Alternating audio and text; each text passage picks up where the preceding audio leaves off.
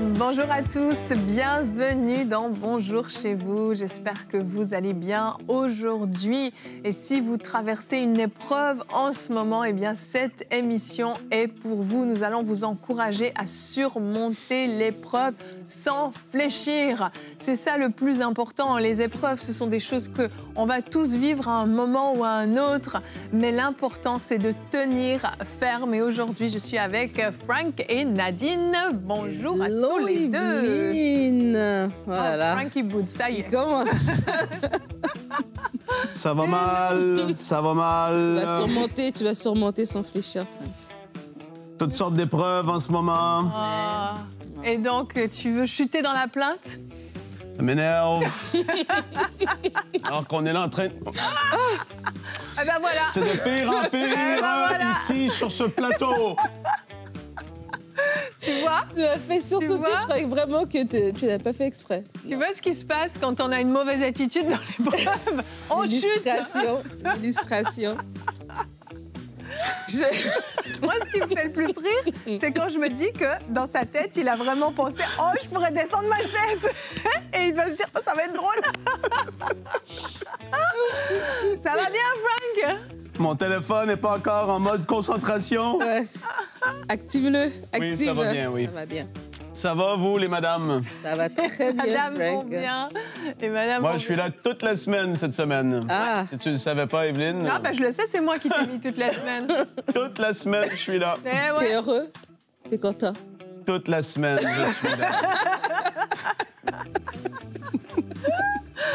Bon, sur ces bonnes paroles de Frank, très encourageantes et édifiantes, Nadine, aujourd'hui, tu vas faire une rubrique Conseil du coach. Oui, on va parler de comment surmonter l'épreuve, parce que comme tu l'as dit dans ton intro, l'épreuve nous arrive à tous, malheureusement, mais il y a des façons de passer à travers et d'arriver du côté de la victoire en Jésus-Christ. On va voir ça tout à l'heure. Mais oui, parce qu'il y a du bon qui peut sortir de l'épreuve. On n'est pas juste censé subir. Et si vous n'avez pas suivi l'émission d'hier, on a parlé du combat spirituel, de la façon de combattre. On a parlé de l'importance de la louange aussi dans le combat spirituel. Et en fait, cette émission aujourd'hui est un peu une suite à ce qu'on a abordé hier. Donc, si vous n'avez pas eu l'opportunité d'écouter l'émission d'hier, je vous invite à aller l'écouter sur notre chaîne YouTube ou sur le site emcitv.com. Frank, dans la joie et dans la bonne humeur, nous te cédons la place pour la pensée du jour.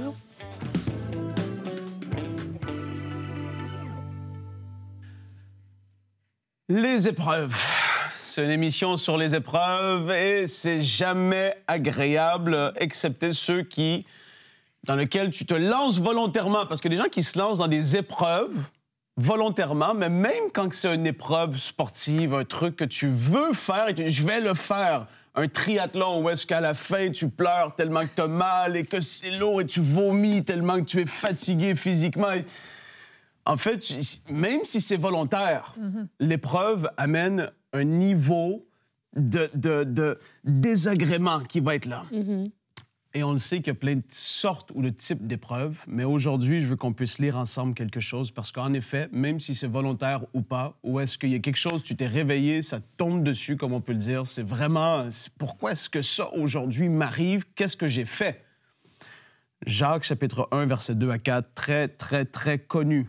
J'ai envie de dire classique par rapport aux épreuves, mais j'ai envie de faire ressortir une chose en particulier.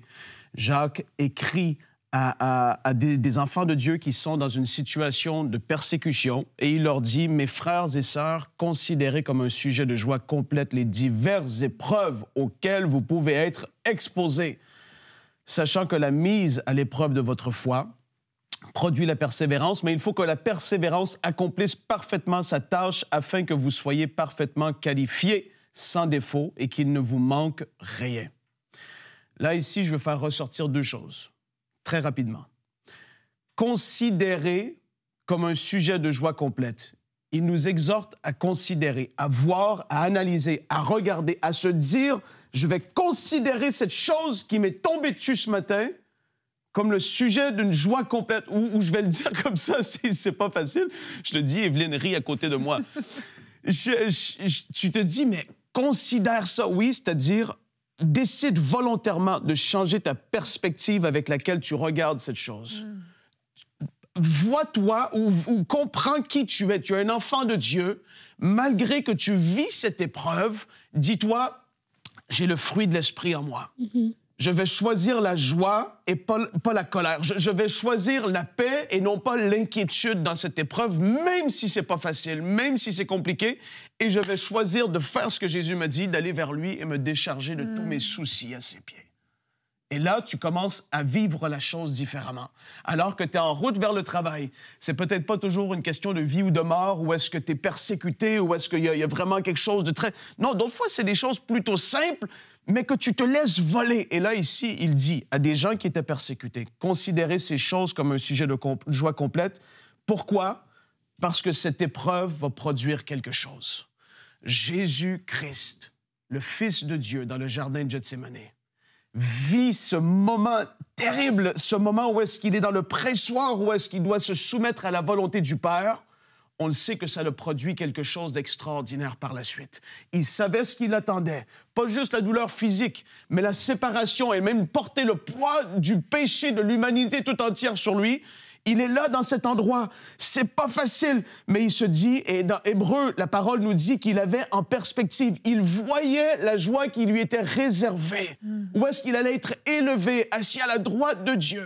Et là, à cause du fait de voir les choses différemment, de se dire que là, je peux avoir la bonne perspective, mais je sais aussi que ça va produire quelque chose. Même si c'est négatif, même si je semble atteint en ce moment, je vais faire confiance à Dieu. Et dans cette situation, autant que Jésus a pourvu à travers de l'œuvre de la croix, je vais croire que malgré ça, je choisis cette perspective que je vais en faire ressortir quelque chose de bien.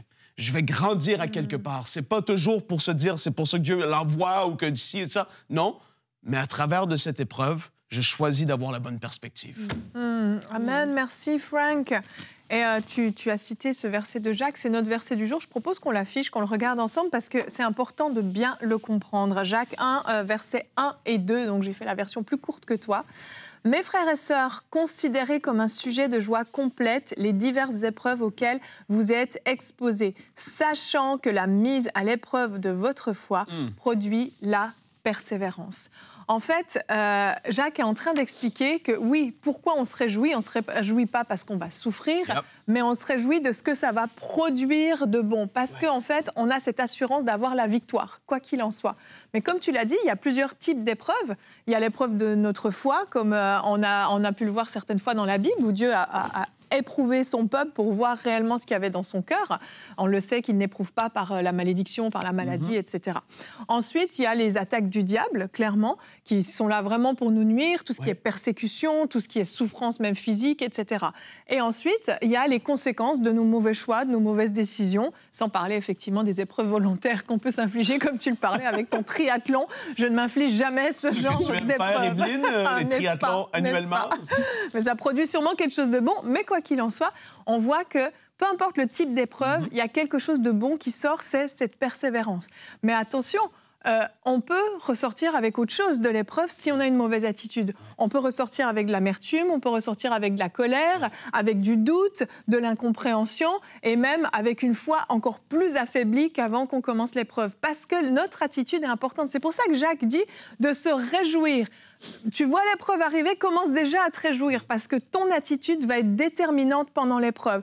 Et si tu veux que ça produise la persévérance, cette persévérance qui va effectivement nous rendre ensuite suffisamment forts pour tenir jusqu'au bout, comme on le voit dans le verset 4, eh bien, il va falloir que ton attitude soit bonne. Si tu es dans la plainte, si justement tu es en train de remettre en question, tu es en train d'accuser Dieu, tu es en train de te rebeller même contre Dieu, contre l'Église, contre les pasteurs, contre tout le monde, qu'est-ce qui va se passer? Il n'y a pas de bon fruit qui va sortir. Et c'est important de comprendre, parce que moi j'ai déjà entendu des gens dire « Ouais, c'est bien gentil, mais moi je suis passée à travers cette épreuve-là et il n'y a rien de bon qui est sorti derrière. » Mais rien du tout. Mais c'est parce que notre attitude est déterminante dans ces moments-là. J'ai envie de dire que ça commence premièrement par une décision, parce qu'il y en a qui vivent des épreuves en ce moment. C'est arrivé souvent, et c'est pas parce que je suis fou, mais que je me suis parlé à moi-même, alors que tu es dans ta voiture, tu es à quelque part, tu es en train de... Tu vis, la colère monte, l'incompréhension, la frustration, tu commences à serrer les dents, tu es énervé. Je choisis la joie. Tu le dis. Ça a l'air d'un débile parce que pourquoi est-ce que je choisis la joie? Je suis un enfant de Dieu, l'Esprit de Dieu habite en moi. en fait, tu commences à te parler, tu proclames la parole, tu commences à décréter ce que tu vas être et ce que tu choisis. À haute voix, tu le dis, que tes oreilles l'entendent et c'est pas juste « dans mon cœur, je vis ». Non, en couple, tu peux dire « nous choisissons la foi ». Cette épreuve, on choisit une attitude de foi. Et là, soudainement, à force de le dire, et c'est pas juste à cause que tu le dis, non, c'est que ça devient une réalité. Et ce que tu as choisi, la décision que tu as prise dans cette épreuve, commence à se manifester. Et là, tu te réveilles le lendemain, c'est comme, wow, OK, tu vois même différemment et il y a une espérance nouvelle qui va naître parce que là... Si rien n'a changé. Non, c'est même... La tempête est là. Mais soudainement, il y a de l'espérance. C'est comme tu vois la lumière, tu arrives à la percevoir alors que tu voyais rien la veille. Soudainement, wow, ouais, parce que la foi est en train de jaillir en toi. Et ça, c'est une décision.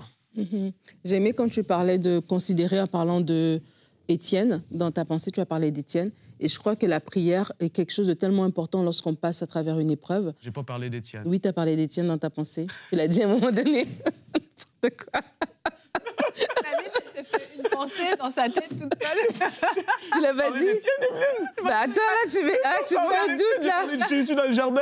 Ah, OK, mais je pensais à Étienne. Bah, du coup... Étienne a vu au ciel, Étienne a regardé. Mais c'est ça que tu as dit. Non, Jésus avait la perspective. Dans Hébreu, ça nous dit qu'il voyait...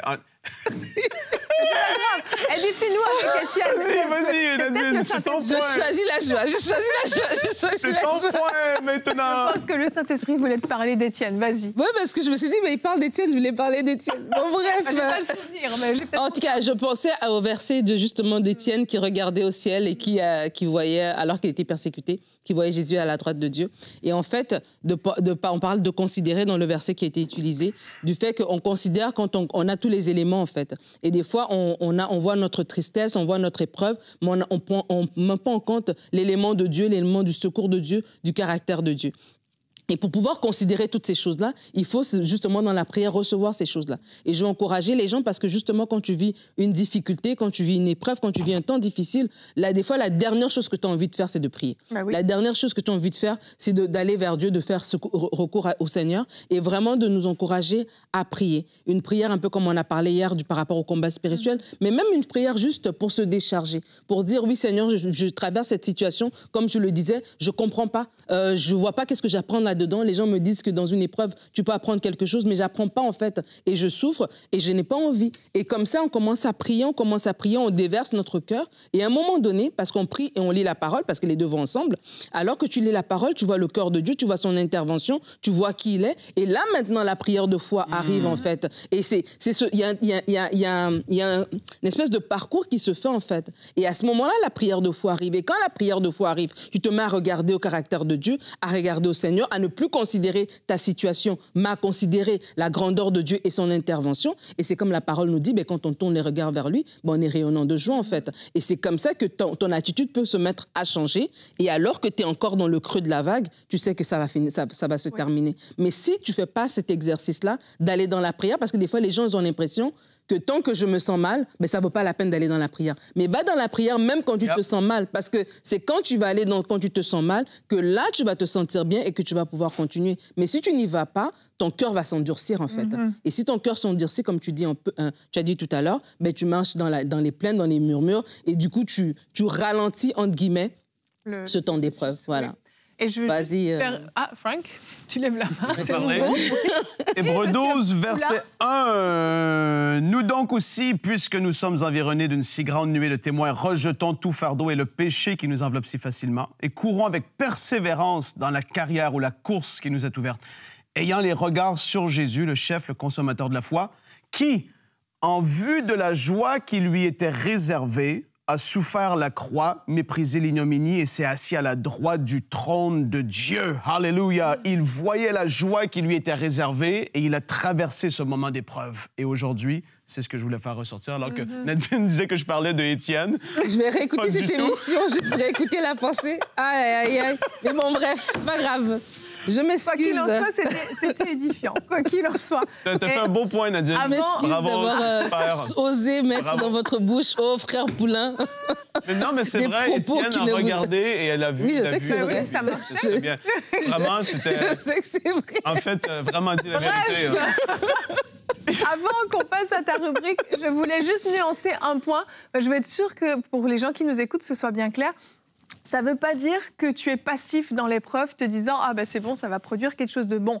Donc on a parlé de l'attitude, mais l'émission d'hier est importante parce que justement, en fait, on n'est pas passif à attendre et à subir l'épreuve, on est proactif, on va chercher cette persévérance, on va chercher cette victoire, cette récompense et on ne se laisse pas marcher dessus. Je veux juste nuancer parce que ça peut donner l'impression qu'il faut juste attendre et puis dire « Ah, l'épreuve est bonne, je suis joyeux dans l'épreuve et tout ira bien ». On est offensif. Voilà, je voulais juste nuancer. Alors, allez écouter l'émission d'hier, je le redis. Nadine, on enchaîne avec toi avec la rubrique Conseil du coach.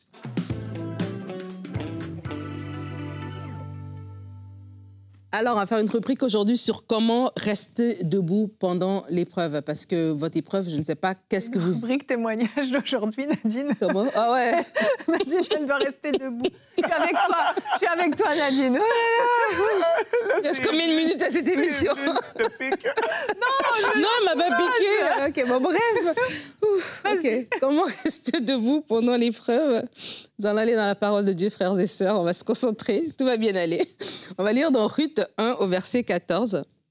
Ruth 1, verset 14, la Bible dit « Alors les deux belles filles se remirent à sangloter. Finalement, Orpa embrassa sa belle-mère, mais Ruth resta avec elle. » Et je voulais juste commencer cette pensée, cette rubrique en parlant de ça, parce qu'en fait, dans ce cas de Ruth et de ses deux belles filles, de Naomi et de ses deux belles filles, on voit qu'elles ont vécu une épreuve. L'épreuve, ça peut être plusieurs choses. Ça peut être une perte d'emploi, ça peut être une maladie que vous vivez, ça peut être des difficultés relationnelles, peut-être dans votre couple, avec vos amis, votre famille. En tout cas, une situation désagréable que vous traversez.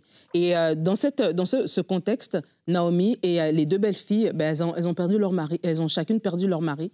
Naomi a perdu son mari et les deux belles filles aussi. C'est une épreuve monumentale. C'est quelque chose de tellement difficile. Et on voit qu'à ce moment-là, il y a comme une jonction. Et il y a une décision qui est prise. La décision, c'est que Ruth va aller avec Naomi et Orpa va retourner chez les siens. Et on connaît l'histoire de Ruth. On voit comment Dieu a pu la restaurer. En fait, à partir de cette décision-là, dans l'épreuve, ça a produit quelque chose dans la vie de Ruth. Dans la vie d'Orpa, on ne sait pas parce que la Bible n'en parle pas. Mais tout ça, c'est pour nous dire que l'épreuve n'est pas la fin. Et je veux vraiment vous encourager dans ce sens-là, que l'épreuve n'est pas la fin. J'imagine que Ruth, à ce moment-là, elle se disait « My goodness, le monde m'est tombé dessus, qu'est-ce que ma vie va devenir ?» Et Naomi même le disait « Qu'est-ce que je peux vous offrir? Qu'est-ce que la vie va nous...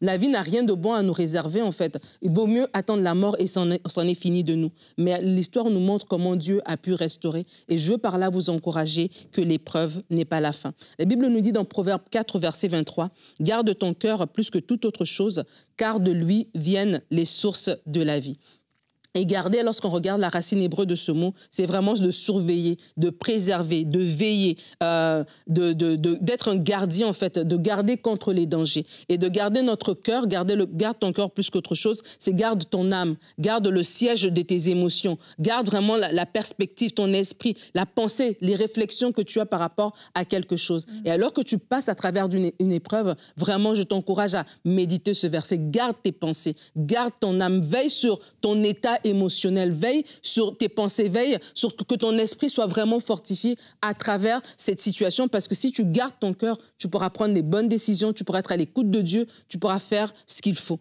Et lorsque notre cœur n'est pas gardé pendant l'épreuve, lorsque notre cœur n'est pas gardé, notre cœur se décourage et faiblit, on voit plusieurs signes.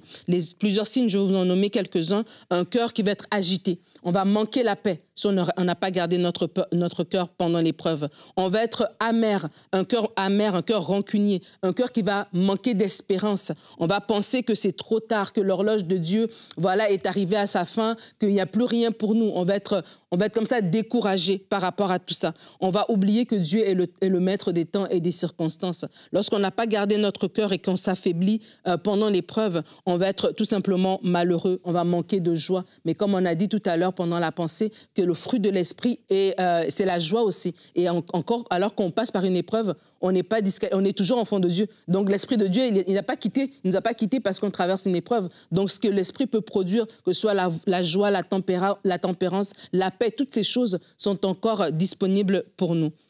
J'aimerais vous encourager avec un verset que j'aime beaucoup, qu'Aurélie aussi aime. C'est elle qui me l'a même beaucoup partagé. C'est Psaume 31, verset 16. La Bible dit « Mes destinées sont dans ta main. Délivre-moi de mes ennemis et de mes persécuteurs. » Et alors que tu traverses une épreuve, rappelle-toi que tes destinées sont dans la main de Dieu et que Dieu est capable de te délivrer de tout ce qui peut t'accabler. Et lorsqu'on ne garde pas notre cœur, justement, alors que j'avance dans cette rubrique, j'aimerais vraiment vous encourager parce que les conséquences sont quand même nocives. On parlait tout à l'heure dans la discussion qu'on peut ralentir même le temps qu'on passe dans l'épreuve. Et on va le ralentir comment? Parce qu'on va avoir des faux raisonnements.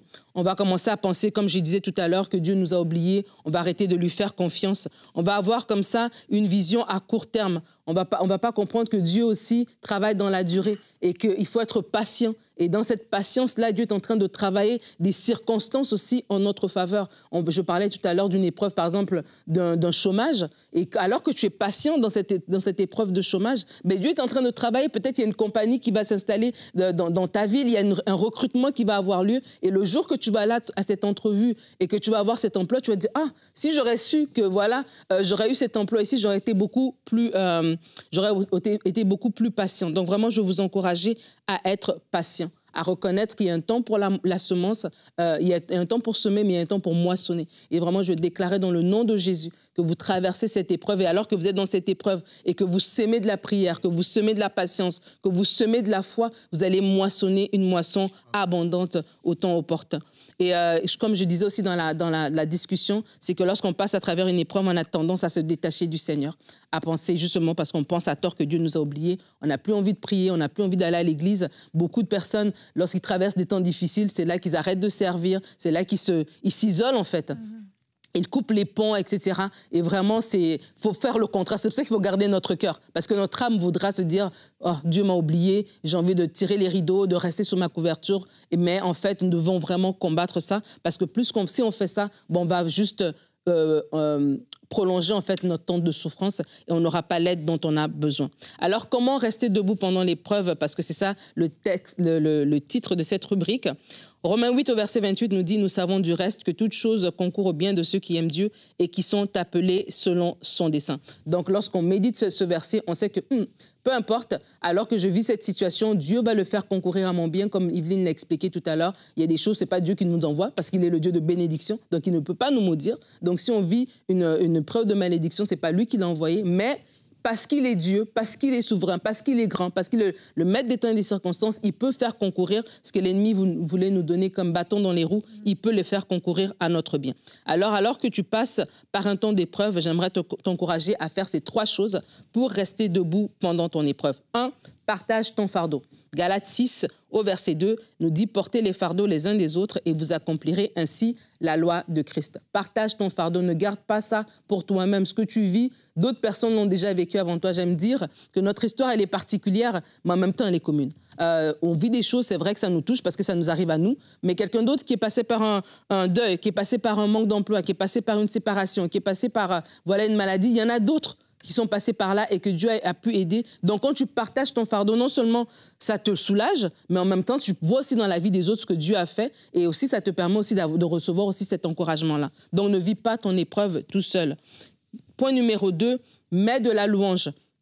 Où ta bouche ne pouvait pas parler, la louange peut le faire. Des fois, comme je disais, on ne va pas aller à l'église, on n'aura plus envie de prier, etc. Mais lorsqu'on met de la louange, je ne sais pas pour vous, mais alors que tu chantes avec eux, avec voilà, la chanson, toi-même, tu commences à dire des choses, toi-même, tu commences à voir, oui, mais Dieu est grand, Dieu intervient, Dieu est bon, Dieu m'aime et tout ça. Et ça fait quelque chose, en fait, à l'intérieur de toi. Et alors que l'ennemi veut que tu fermes ta bouche, que tu ne dises rien, et peut-être prier, tu ne seras pas capable. Pas de souci. Mais chanter, tu peux. Ouais. Chanter les paroles de l'autre. Tu empruntes les paroles de ce chant pour commencer à déclarer des choses dans ta vie. Et le troisième point, là, le troisième conseil, ce serait de méditer sur comment se décharger sur Dieu. Parce que vraiment, se décharger sur Dieu, c'est tout un process. Hein. Moi, il y a plusieurs années, j'avais présenté un livre ici à Culture et Médias de Kenneth Hagin sur se décharger sur Dieu de tous ses soucis. Et quand j'ai lu le livre, habituellement, je lis les livres pour les présenter. Et là, le livre m'a vraiment interpellée. Et c'est un tout petit livre. Hein. Mais en fait, la façon dont il expliquait, il y a vraiment tout un process de quand on se décharge, en fait. Et j'ai commencé à comprendre que, tiens, oui, je dois vraiment me décharger. Mais des fois, on se décharge, on prie, oui, Seigneur, regarde ce fardeau, je te le donne. Puis après, quand on finit de prier, on reprend le fardeau avec nous. On prie le dimanche, le lundi, on reprend avec nous. On recommence à s'inquiéter. Mais j'ai déjà confié ça à Dieu. Pourquoi je m'inquiétais dessus? Je devrais commencer maintenant à déclarer ce que Dieu a dit. Je devrais commencer à rechercher dans sa parole ce qu'il va dire. Mais des fois, on reprend notre fardeau après qu'on l'ait déposé, en fait. Et faites le travail de vous décharger. La Bible nous dit, dans 1 Pierre 5,7, « Déchargez-vous sur lui de tous vos soucis, car il prend soin de vous. Yes. » Et commencer à se décharger sur lui de tous nos soucis, c'est de lui laisser les commandes de tout et de comprendre qu'il prend soin de nous, parce qu'il m'aime. Décharge-toi de tous tes soucis sur le Seigneur, pas parce que tu es pas spirituel, parce qu'il prend soin de toi. C'est lui qui prend soin de toi, en fait. Et quand tu comprends ça, ça fait vraiment toute la différence. Commence à chercher des versets comme ça pour t'encourager. Dans Matthieu 6, au verset 34, nous dit « Ne vous inquiétez donc pas du lendemain, car le lendemain aura soin de lui-même. À chaque jour suffit sa peine. » Si Jésus nous dit de ne pas s'inquiéter du lendemain, pourquoi tu t'inquiètes du lendemain? Pourquoi tu penses, comme le diable te dit, s'inquiéter, c'est être responsable, commencer à penser dans 5 ans, qu'est-ce qui va se passer? Le lendemain appartient au lendemain. Aujourd'hui appartient à aujourd'hui. Et c'est spirituel que de ne pas marcher dans l'inquiétude. Ce n'est pas dire qu'on ne prévoit pas, qu'on ne planifie pas, mais il y a une différence entre les deux. Et comprendre que non, je me décharge, je fais confiance au Seigneur. Ne vous inquiétez de rien, mais faites-lui connaître vos besoins, etc., par des prières, des supplications. Encore des versets à méditer quand on traverse une situation d'épreuve. Et pour terminer, j'aimerais vous partager ce verset, j'y pensais hier, et je l'ai écrit rapidement. Hébreux 4 au verset 16, parce qu'il faut méditer la parole vraiment pour s'en sortir. Hébreux 4 au verset 16 nous dit « Approchons-nous donc,